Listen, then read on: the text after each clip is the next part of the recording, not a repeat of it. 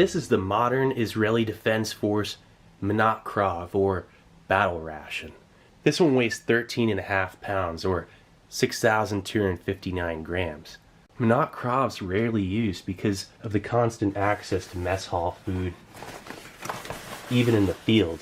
And when it is used, it's typically for, 24 to 48 hours at a time. Oh, yeah, at the top here it says, battle rations cost a lot of money. Do not open in vain. And it says on the side here, kosher for Passover, contains items for legume eaters under the supervision of the Chief Rabbinate of Israel. And then something like Division of Technology Logistics, servings for 4 soldiers. This thing feeds 4 men when supplemented with 2 loaves of bread or matzah bread during Passover. Alright, let's check it out.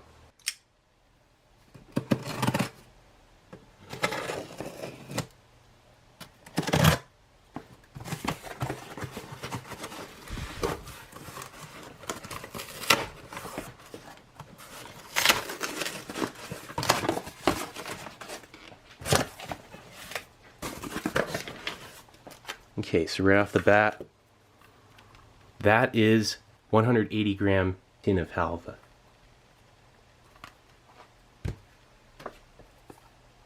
And this is hummus, canned hummus spread. 130 grams. You get 2 of those.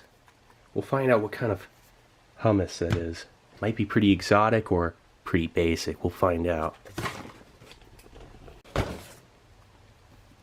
A staple classic of the Manot Krav. Our first can of tuna. There's probably more where that came from. Oh yeah, there you go. 2 cans. I'm guessing there's at least 4 cans of tuna. I hope it's only 4. This one's got a little bit of rust. That's fine. Here's our 4th can. Small tuna chunks in vegetable oil. Nice. Chocolate spread. Slight dent, but no bulging to the cans, and this thing has a 3-year shelf life. It's just like regular canned food. You can expect about a 3-year shelf life. If there are dents, be careful. Wow. That's a big 200 gram can of peanuts. That's pretty cool. Look at this. There is more tuna. I wonder if this is any different, because look, man, it is just like the other one. 2 different brands of tuna. That's ridiculous. Look at that. Okay, so this is like tuna salad. Alright, so that's a little bit different than just the tuna. A can of corn, sweet corn kernels. The old IDF Manot Krav was designed for 5 soldiers instead of 4.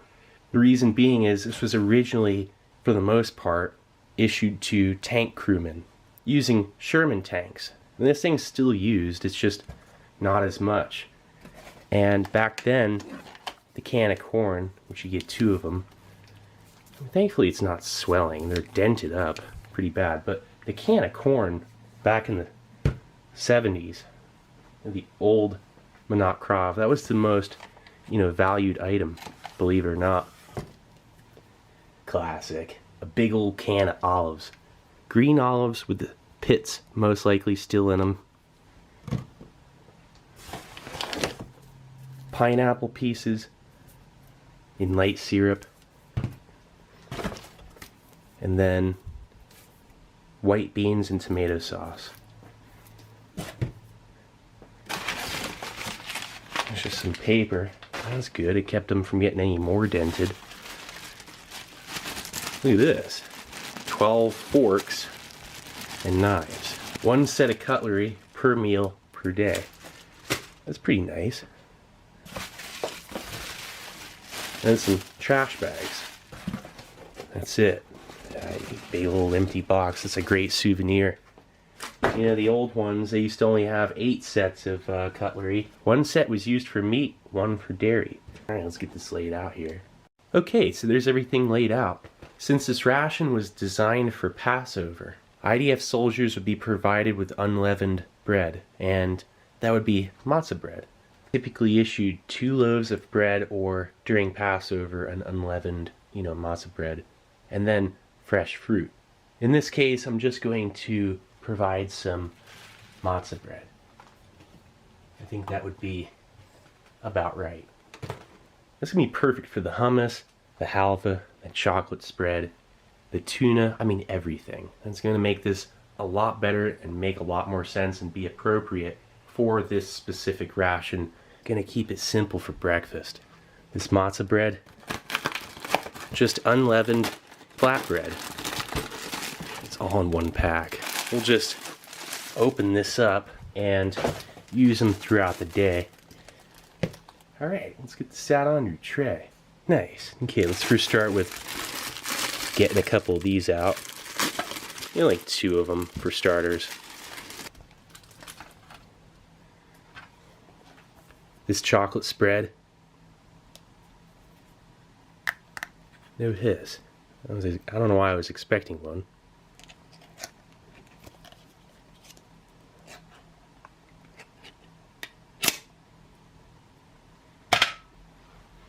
It smells so rich of cocoa. I can't help but to get this bit here. Oh yeah, whoops. Pure vegetable fat, palm oil or something, and then sugar and cocoa. And just makes this amazing spread or frosting. The halva.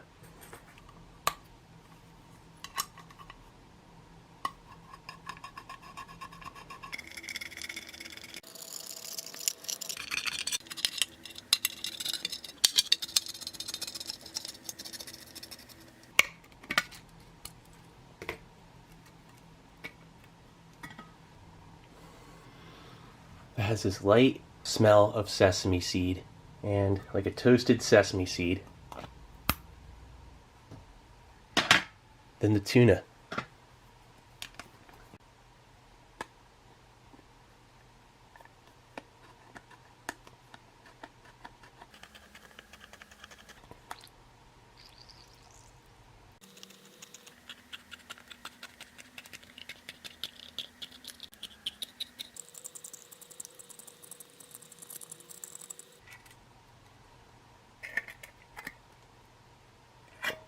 Now that's a beaut.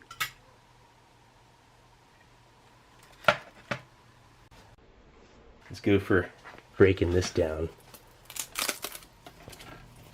It's pretty easy. And it's not too messy.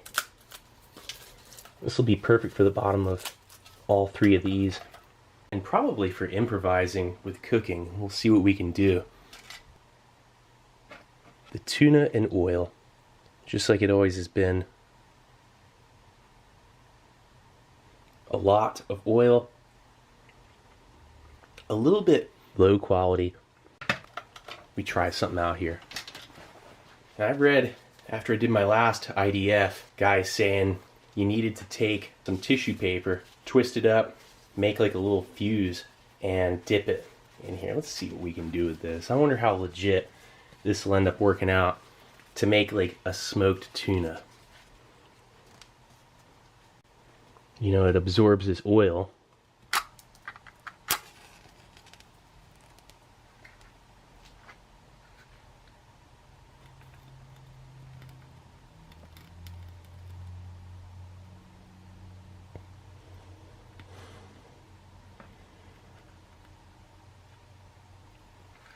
Let's see if that stays lit.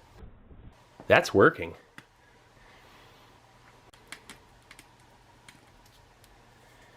First off, just a bite of halva. Look how dense that is. An excellent long-term storage, dense calorie food. High fat, high sugar. Just like the last time, it's not overly sweet. It's just moderately sweetened halva. And what's great about this, it's dry and it flakes beautifully. It's not really going to make the best of spread on its own, but I think it'll pair well with the chocolate spread. So let's move right over to the chocolate. I'm going to first get just a little smidgen Oh yeah, look at that. It's just like the richest, sweet, chocolate frosting.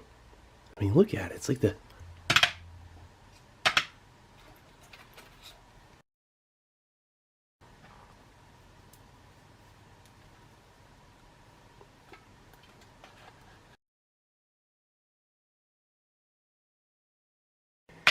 decadence. Okay, so let's try out the tuna just as is. That is not going to work that way. Let's just eat that like this. Then get a bite of the cracker too. That matzah bread is very, very basic. I mean, pairing together is just not very special. There's a tanginess to the tuna that's a little bit off-putting. It's a little bit too oily, but it's okay. Let's try a bite of this so far, like right now. Is it hot? Just a little bit. Let's see here. Wow. It warms up the tuna. I mean, it's still burning off the oil. Didn't taste smoky yet. We'll see what that does, if anything, other than just burning off the oil and being weird. But let's check this out. The first one, more chunks of halva.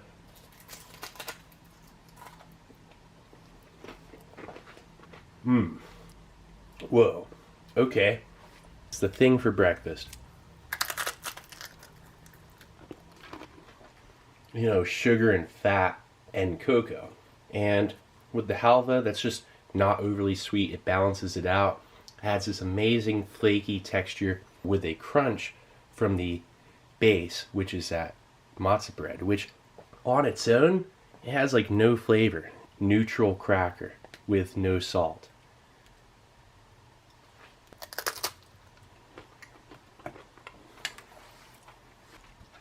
This is just something that you don't get to try very often. Manot Krav, not an easy ration to get.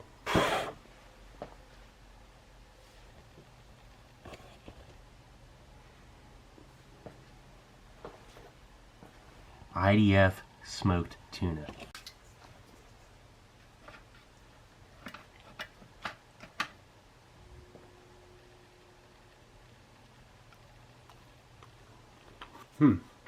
That definitely works.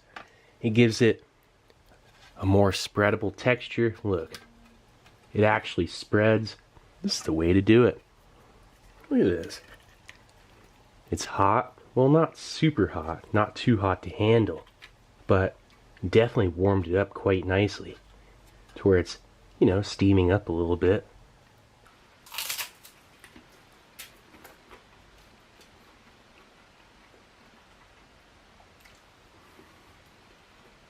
Yeah, the tuna being kind of tangy, it's a weird flavor that the smokiness offsets. I mean, once you smoke the tuna, it's essentially like field smoking it. And it's like the only thing you can do to make it not taste kind of trashy. And it's not too oily anymore. You burn the oil off.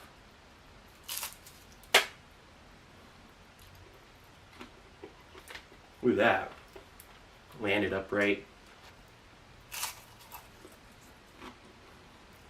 The flatbread.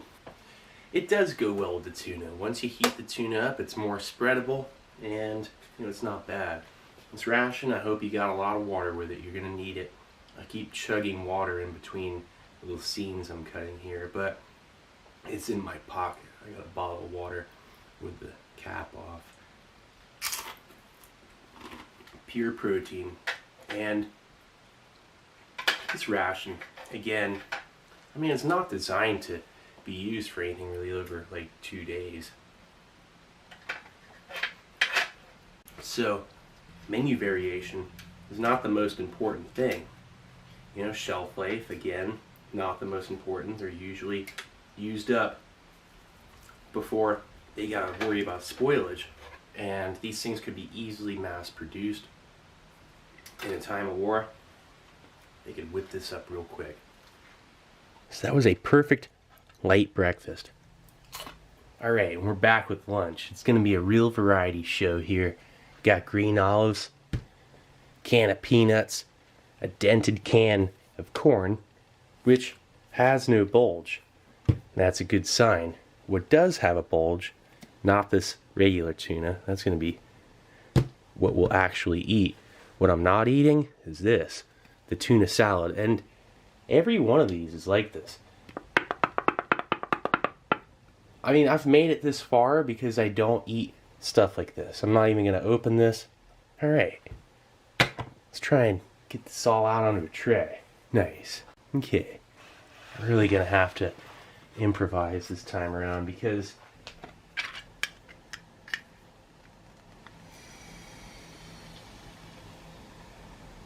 that was a nice little hiss.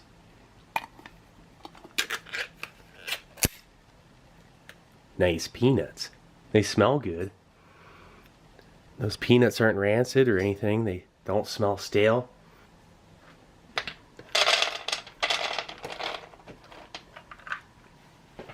I think this is the way to go. I have a feeling you crush up some of these peanuts and use them in cooking. I mean, I don't know. Maybe not. Probably not. It's probably a terrible idea. I don't know what I'm doing. Alright, let's see here.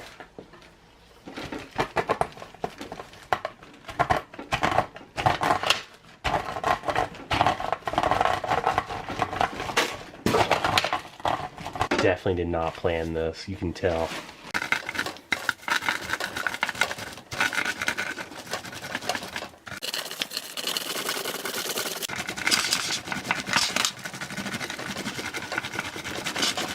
It's like peanut butter flour. And then I did the same thing with the matzah bread.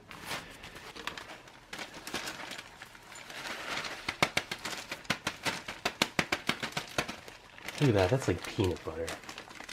The stuff on the side. That's pretty cool. I'm gonna close it up. It smells really good. Here's our matzah bread, broken back up into a kind of coarse breadcrumb type deal. See that?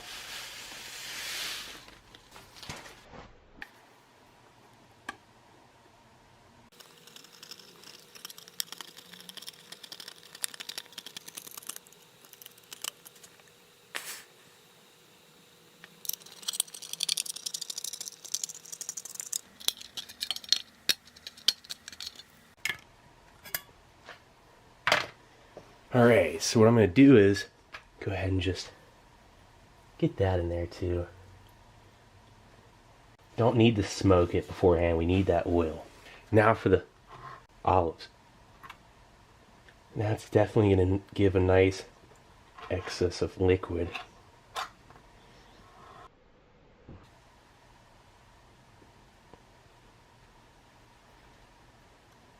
Has the pit. A strong green olive flavor. Not too metallic. Just a delicious, authentic olive. You can't go wrong with something like that. It's just a great whole food. It's been around forever. And this, I'm going to pour some of that juice in here too. Not too much. Let's start with like, yeah, that much. Alright, let's cut a few of these.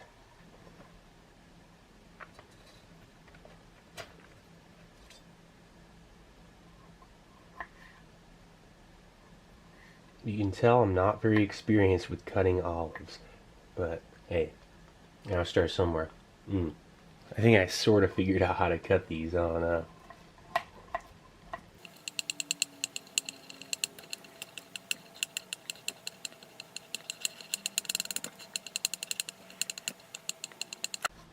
There we go.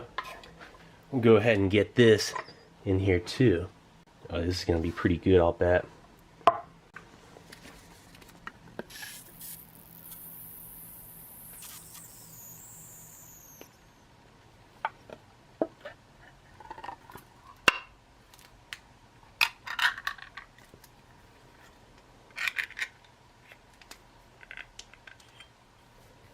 Alright, and then this. That corn.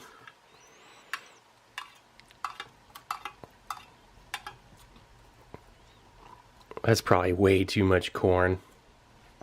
Probably should have a bigger mixing bowl than this. Jeez, it all filled up so fast. Oh well.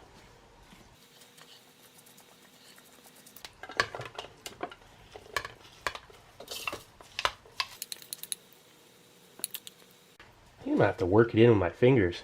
I think that's about the only way to do it. Oh wow, there we go. That feels interesting. Seems like it has enough actual moisture content. This will be good. Okay, so what we're gonna do is we're gonna preheat this pan a little bit. All right, here goes nothing.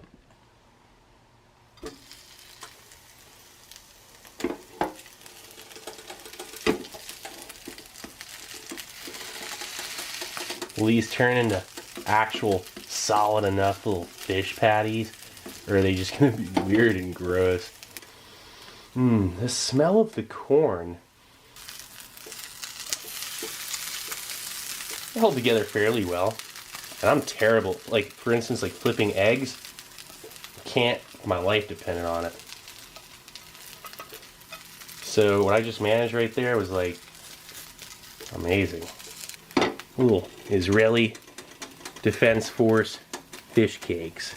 Look at that. Man, they actually smell really good. This is great. This is the way to do it. And I had a nice little hiss. Look at that canned hummus. That's a first for me. I always get it. It's fresh. The grocery store, you know. I just got a random MRE spoon, came out of nowhere. That is the most basic hummus I've ever had. I always have it, it's like, you know, it has onion, garlic, you know, a little this and that, a bunch of salt added. Not this stuff. I mean, it just tastes like pure chickpeas. Oh yeah, this is probably done now. Hear that popping? Oops. Here we go.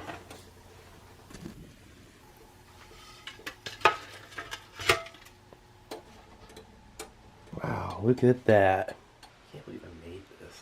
It's the first fish cake I've ever made.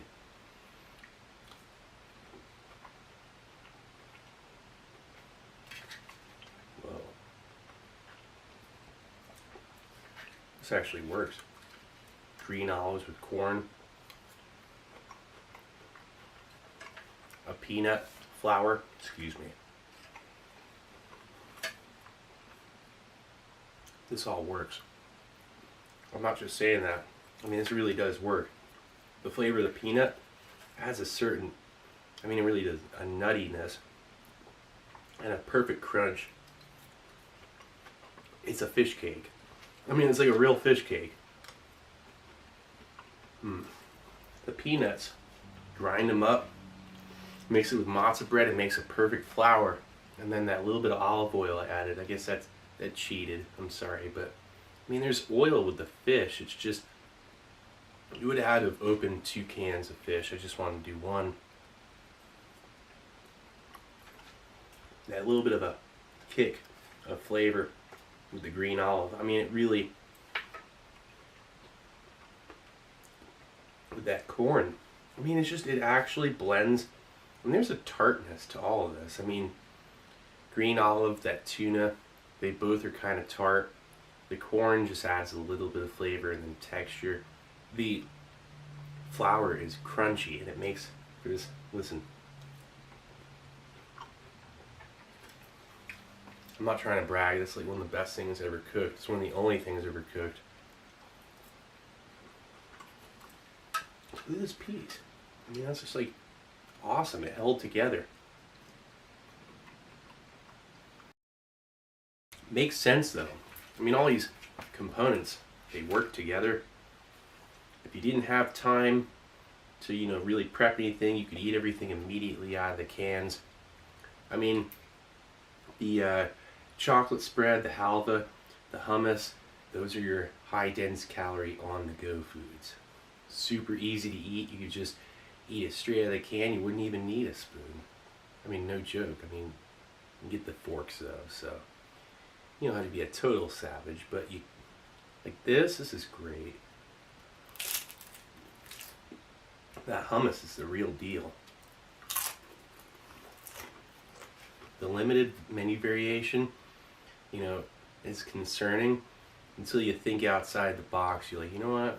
You could pretty much improvise with all that stuff and make something else.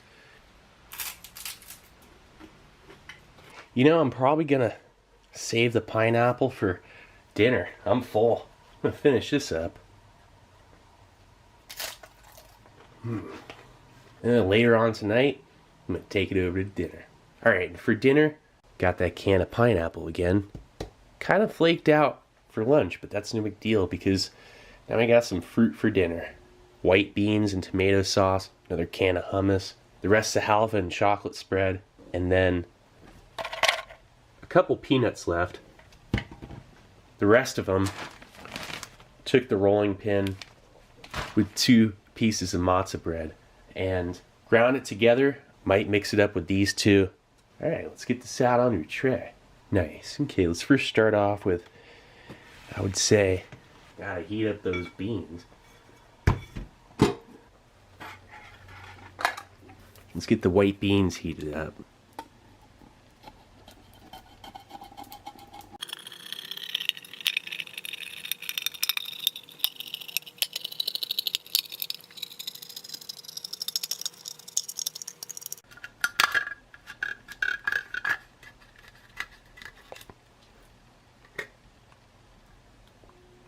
It's a pretty strong smell of tomato sauce and like a black pepper kind of.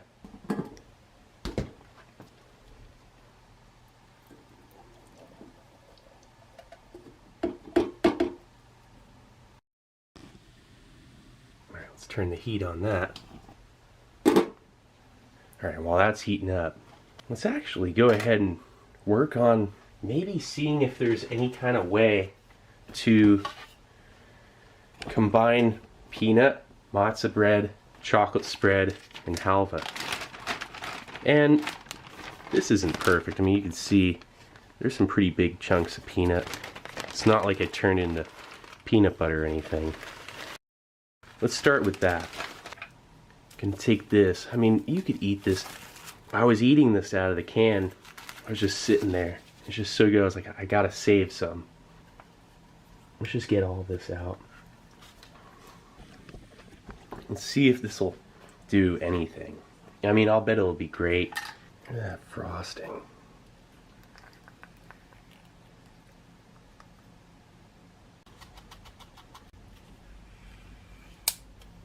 There goes that cheap spoon. Wow.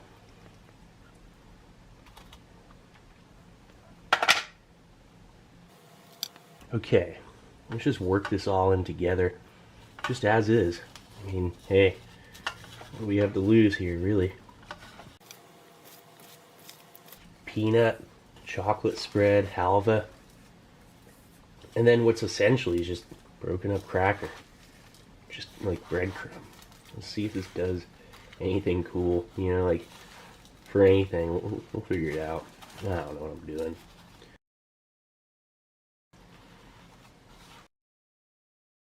Alright, let's try just a piece and see what happens. Look at that. It really isn't that much of a mess. That's not bad. It's not as, well, it tastes like chocolate and peanut butter. That's it. It tastes like chocolate and peanuts with weird breadcrumbs. Well, gotta say that's a unique peanut chocolate no-bake cookie with not enough halva. If I saved some of the halva, like more of it, yeah, this is when things really went wrong in this review right here. No, I'm just kidding. Actually, this is pretty brilliant.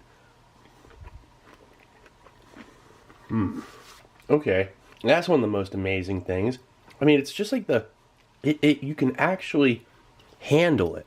You know, that's the thing. You can actually pick up the chocolate spread this way. I bet you could just grind up the peanuts. And if you ground them up enough without it being, you know, actual peanut butter, could have done it even without the matzah. There you go. That looks really weird up there, but Trust me, that's one of the most delicious things you could ever try. Okay.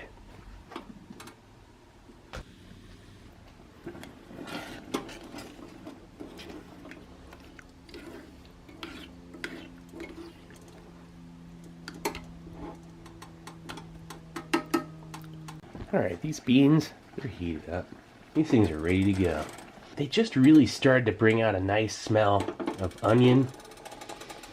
A sweet onion and tomato smell. Just very basic. I can see it has a fair amount of black pepper. There we go.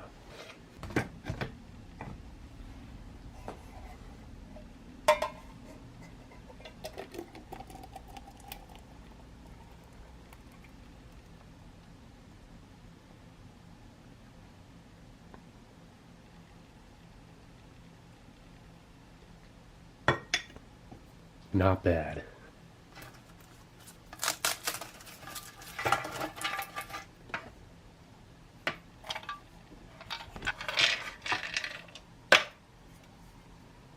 The only thing left,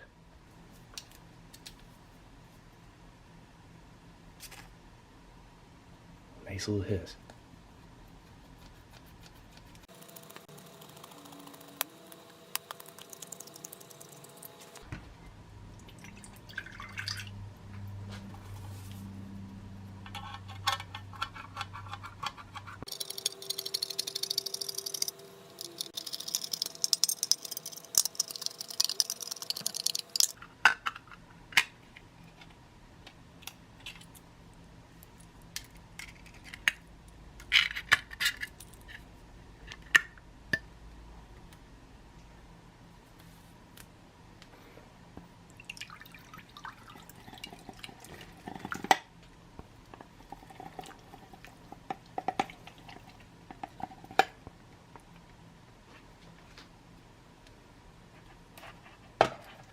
There we go. I may or may not. You know, I'm probably going to save this. Not going to save it.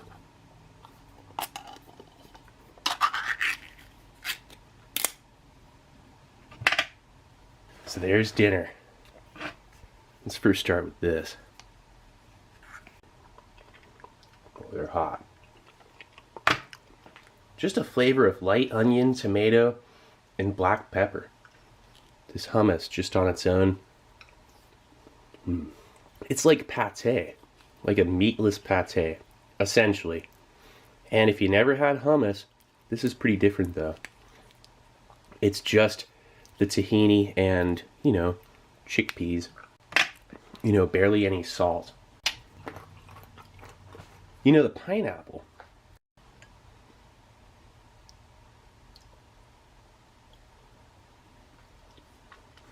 That has nice flavor. I mean, it's good pineapple. It's not, you know, like a really squeaking on your teeth, rubbery, or, you know, unpleasant texture.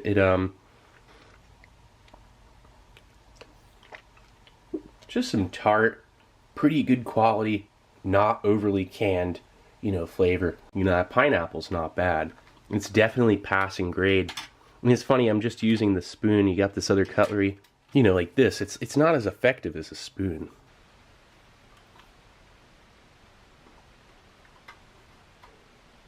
This ration, I mean, I'm amazed it doesn't provide any drinks. We used to have you know, an instant, you know, sweet tea. It also used to have loaf.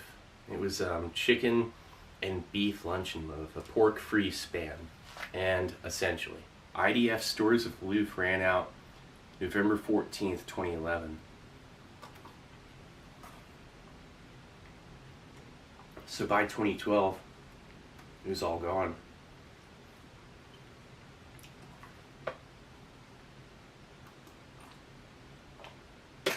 The old 5-man Manot Krav. Came in a cardboard box that was made out of Newark, New Jersey. Had loaf, a can of corn, a couple cans of sardines, pack of hard candy, a large can of some kind of fruit dessert, maybe like a fruit cocktail, a small folding can opener, drink mix powder. It was like a sweet tea. It was like a really sweet tea with like a light fruit flavor. hard biscuits and heat tabs. So that was it. And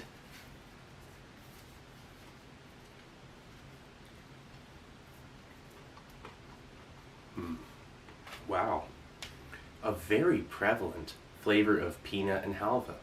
I mean, you taste the chocolate.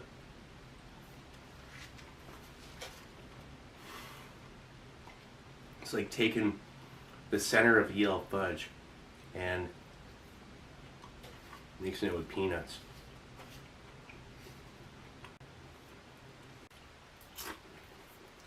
That about wraps this up. I mean, I'm gonna save this, put it in my fridge.